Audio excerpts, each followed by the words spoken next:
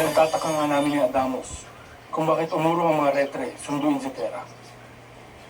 Pero hindi ko na nalaman pa ang nangyari. Dumating na ang mga repre. Ngunit itinunod. Yun ay nakaayaw kay Adamos. Hindi ba pinanood mo sa tungkod ni Nunong Imaw kung ano nangyari? Hindi namin yun nakita. Ngunit hindi na bale. Malalaman rin namin ito kay Adamos sapagkat magtutungo kami sa mundo ng mga tao ni Alena. Kung gano'n ay, sasabihin ako sa'yo. Nang kasama ako. Tama ka, Danaya. Kailangan natin ipaglaban ang ating mga anak. Kaya't buo na ang aking pasya at hindi na magbabago pa. Sasama ako sa inyo ni Alena.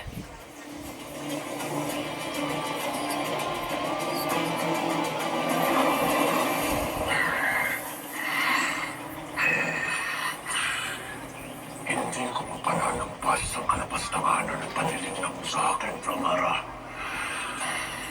Ito ay matutulog ng kaparusahan sa iyo at sa mga kasamang nagnakaw ng aking mga pangyarihang Astor.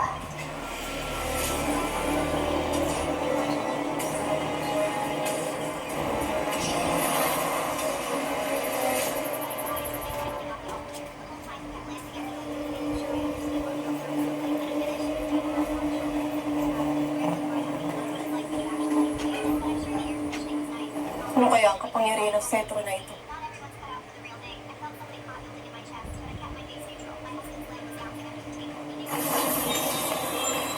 Brilyante ng apoy. Suriin at bigyang linaw ang kakayahan ng armas ni Gargan.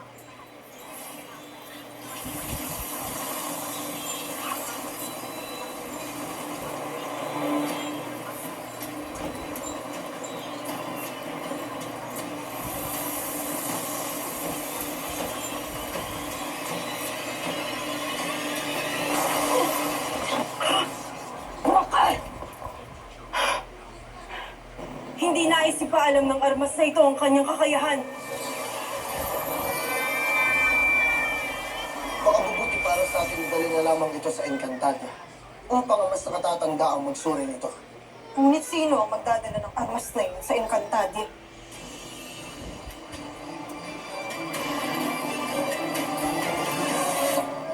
Beshi, di ba parang ang unfair lang? Alin? Yung sa retre mo, ang daya lang kasi. Yung sa atin, di ba? Ang bilis nila tayo sinundo, parang atat na atat sila. Tapos ganyan kay Tera. Tingin ka ba? Aray na yan. Sisi! Mama, chup-chup. I miss you. Nervous na aking aga. Kailangan niyong malaman ang masamang nangyari kay Nunong Imaw. Ha? Bakit? Ano nangyari? Abisala Eshma. At nagbago ang iyong pasya. Hindi ko matitiis ang aking anak. At ang aking...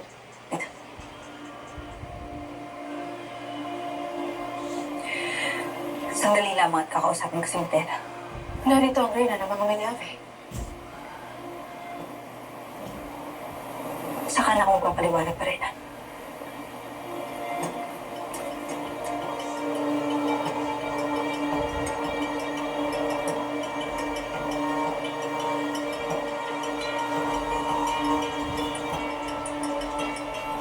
Paano napunta dito si Tera?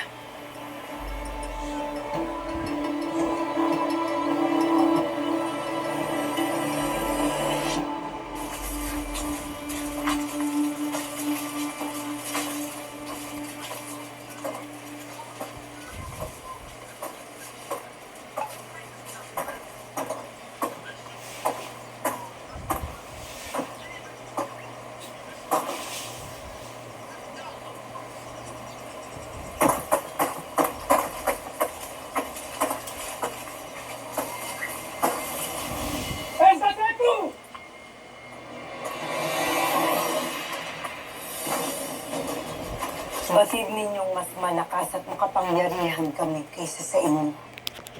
Mga mahihinang kawal. Nakakalas ka.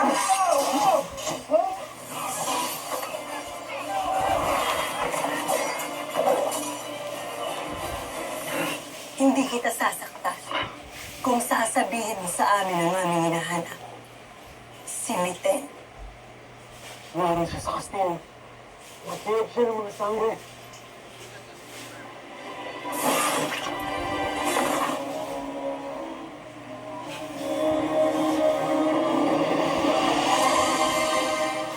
Kailangan tumalaman ng ating Panginoon.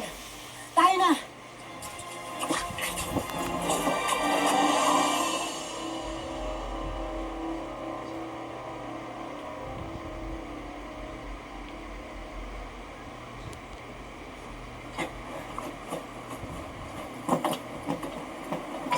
Mitela.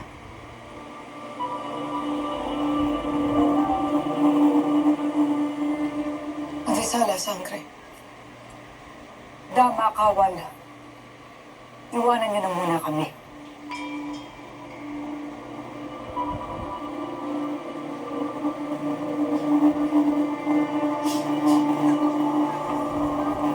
Ibig kong magpasalamat sa iyo sa ipinakita mo sa aking kabutihan. Ngayon ay namalas ko na kung saan nagmana ang iyong anak. Hindi kita pinakawalan sa piitan. Nang dahil sa kabutihang loob. Kundi dahil sa iyong silbi na makitang hinaharap. Magtutungo kami ng aking mga apoy sa mundo ng mga tao upang kalabanin si Gargan. Silipin mo ngayon din sa iyong mga mata kung kami ba ay magtatagumpay.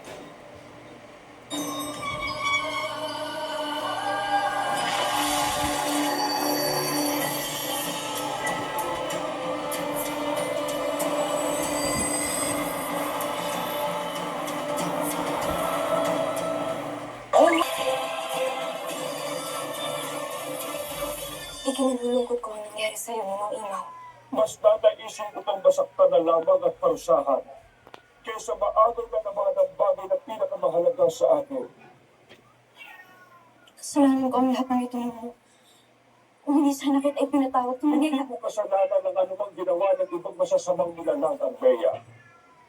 Huwag ka mag-alala, Mulo. Gagawin ni Armea ang lahat upang hanapin ang salarin at ang iyong balintataw. Ito ay isang pangako. Avisana Esma, Bea.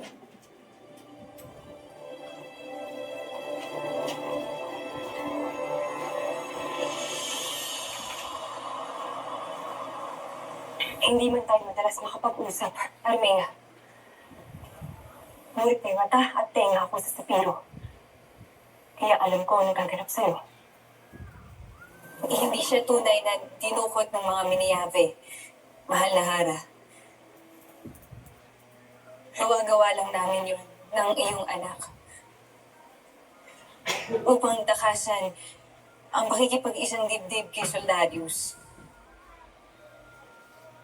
Lalo kapwa nila hindi iniibig ang isa't isa. Batid ko din pinahihirapan ka ng konseho sa pamumuno ng tabon.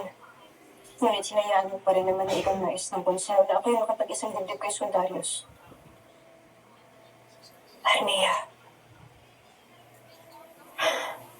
hindi na tulad ng dati na ang Sapiro ay kailangan pang pangasiwaan ng harang ng Mireyo.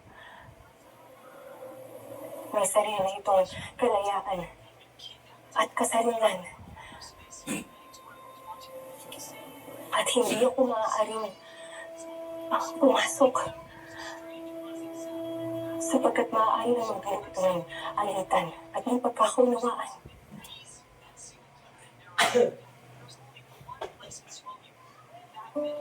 Hindi madali maging isang pinuno ng isang kaharian. Alam ko yun. Dahil kinakailangan natin unahin ang ating tungkulin bago ang ating mga sarili. Bago ang ating puso.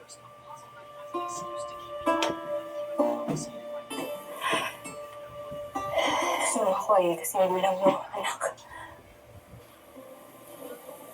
Kailangan ko din may malaya.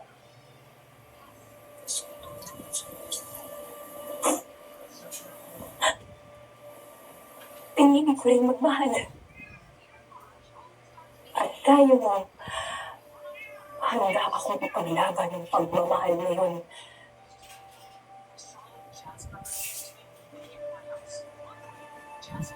Alam mo ba kung bakit kita lubos na hinahangaan at ipinagmamalaki?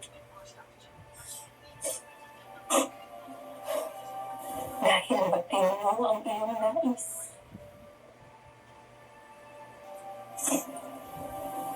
At yun ang iyong lakas at tinig ng isang harang sa biro. Walang titikta sa'yo. Yan lang yun.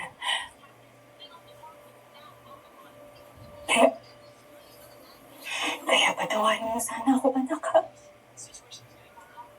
Patawarin mo ako kung hindi ko nagawang ipagtanggol ka sa oras na kinakailangan mo ako.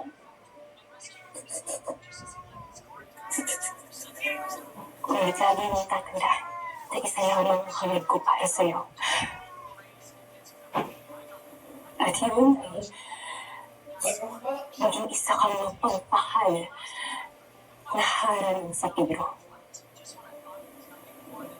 Dahil ang pagiging totoo, yun ay katapakan din. Tatandaan mo yan, ha?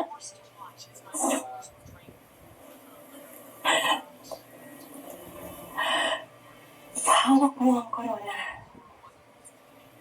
at ang trono mo sa Pedro. Gamitin mo ang iyong kapangyarihan upang magsimula ng pagbabago, Armia.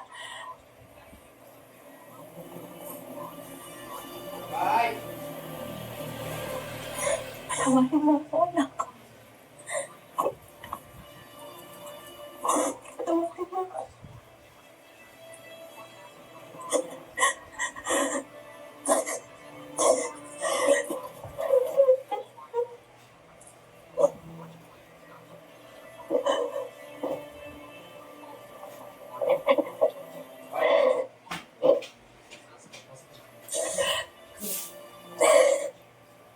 Hafiz ala Ashma.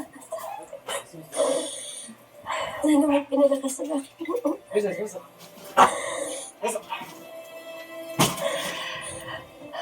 na yun. Dalakon mo ang mga tagdi ng iyong paliging si Tera.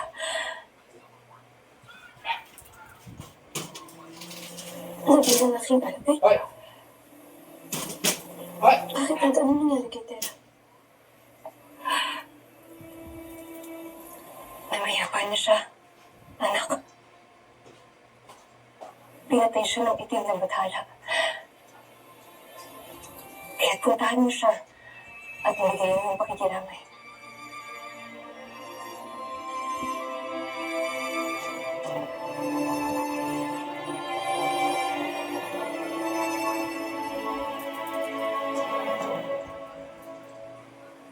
Nakalis na ang ating inutusan. Naway makarating siya kaagad ng Encantadia.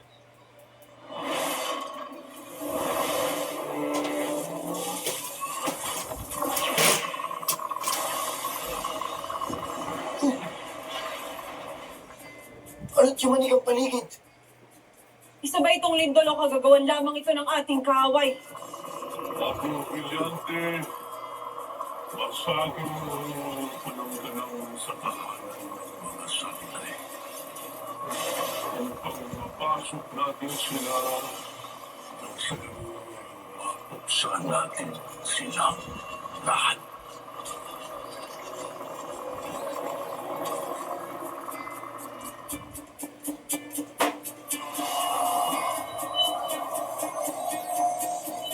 Brilyante ng hapon. Ibuling sa akin ang rason ng pagyanig. Mapapasok tuwing kayo. Hindi kayo makapagtago sa akin. Si Gargan. Nasa labas si Gargan. Siya ang may kagagawa ng pagyanig na ito.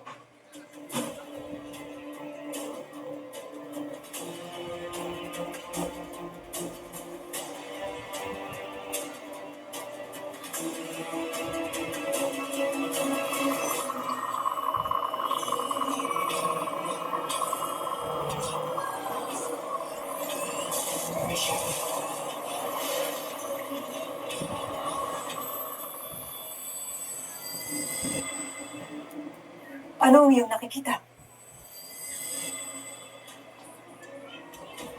Ang mga kasamahan ni Tera. May masama na namang binabalak si Gargan. Na-crash na.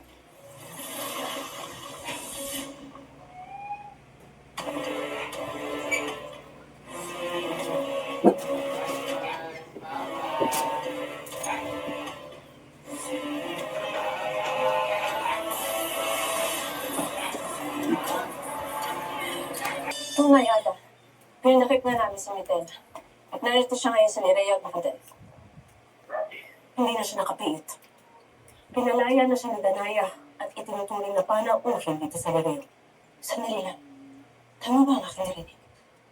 Panauhin si Miten na namisali sa ating lahat? Bakit? Ba't ni Asyaden? Sangayin mo siya dito? Huwag mo na muna itong sabihin sa aking kapatid na Hara. Hanggat hindi natin batid ang tunay na dahilan ng iyong Ashti Danaya.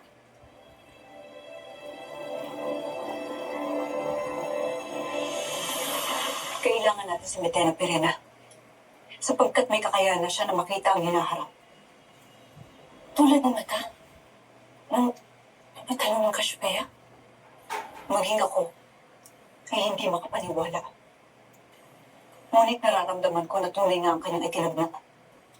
Kaya't nararapat lamang na magtungo na tayo ngayon sa mundo ng mga tao. Kung gayon ay tayo na. Handa na rin ako.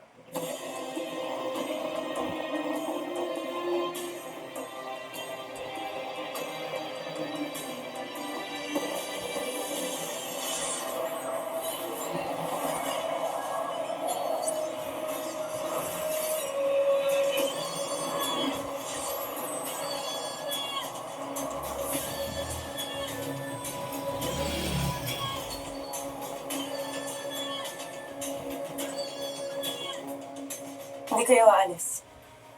Na hindi ako kasama.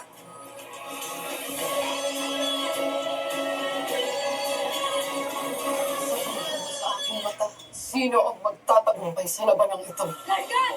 Hindi ka magtatagumpay. Kailanman ay hindi mananaig ang kasamaan mo. Hindi mo lamang kayong labanan ako, mga paslit. Kamuti na lamang at mapapasok na kayong mga itin at isusukuan ko sa mga pagkante. Gaya ni Tera. Kailangan muna natin ang pagkaisa para matalo natin ang pinakamalakas nating kalaban, si Gargan. Magaganap pa rin ang pangitain dati kong nakita. Nangangarugan ba ito? Na mabibigo rin sila Danaya.